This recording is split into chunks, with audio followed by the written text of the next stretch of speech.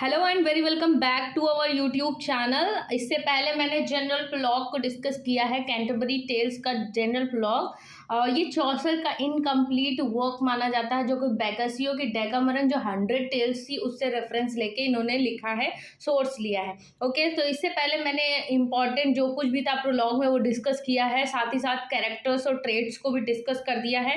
आज की इस वीडियो में हम जो इनकी फर्स्ट टेल है कैंटरबरी टेल के अंदर, उसको डिस्कस करेंगे, जो लॉन्गेस्ट टेल मानी जाती है इस पूरे वर्क की, द नाइट टेल। ये काफ़ी ज़्यादा इंपॉर्टेंट है, एग्जाम में बार बार रिपीट होते हुए देखी गई है। तो चलिए स्टार्ट करते हैं आज का ये हमारा इंपॉर्टेंट सेक्शन। इसका जॉनरा जो था ये एक चिवॉलिक रोमांस था। चिवॉलिक रोमांस मतलब जो राजा महाराजा लोग होते हैं उनका जो रोमांस होता है, उनका प्रेम प्रसंग जो होता है उसको बोलते हैं। और सोर्स क्या है, तो ये अडाप्ट किया गया है बैकेसियो के टेसिडा से। ये इंपॉर्टेंट है क्योंकि इससे क्वेश्चन पूछे जाते हैं कि द नाइट टेल कहाँ से सोर्स इसका लिया गया है, कहाँ से अडाप्ट किया गया है, तो बैकेसियो के टेसिडा से। ओके, इसके मेन जो कैरेक्टर हैं वो है Theseus. Theseus main character Duke of Athens है। ये काफ़ी बुद्धिमान व्यक्ति है और नोबेल रूलर है। इसने आक्रमण किया है कहाँ पे, थीबान पे।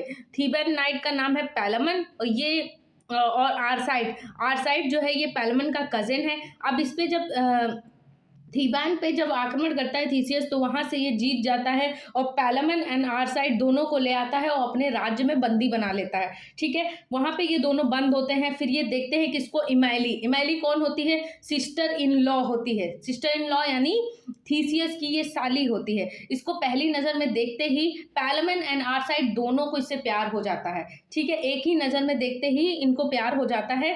अब जब ये बात पता चलती है थीसियस को, ये चीज़ पता चलती है। उधर दूसरी चीज ये होती है कि आरसाइड अपने आप को फेस बदल लेता है एक सर्वेंट में, फिलोस्ट्रेट में, ताकि वो इमैली के ज़्यादा करीब रह सके। ओके, तो यहाँ पे जब ये बात सारी पता चलती है थीसियस को, तो वो एक टूर्नामेंट का आयोजन करता है कि जो कोई भी इसमें जीतेगा इमैली की शादी उसी से होगी। ठीक है, तो यहाँ पे वो टूर्नामेंट होता है और टूर्नामेंट से पहले ये सब प्रे करते हैं। तो यहाँ से भी क्वेश्चन पूछा जाता है कि पैलामन जो है टूर्नामेंट से पहले किसकी प्रे कर रहा था, तो वीनस गॉड का। वीनस किसका है, लव का गॉड है। और आरसाइड मार्स का यानी कि विक्ट्री का गॉड है, उससे प्रे कर रहा था। ठीक है, एमाइली जो है ये डायना जो कि चैस्टिटी यानी पवित्रता का गॉड है, पवित्रता की गॉड है, उसको प्रे कर रही थी। तो यहाँ से क्वेश्चन पूछे जाते हैं, इनको ध्यान रखिएगा। तो ये सब प्रे कर रहे होते हैं और उसके बाद टूर्नामेंट स्टार्ट होता है।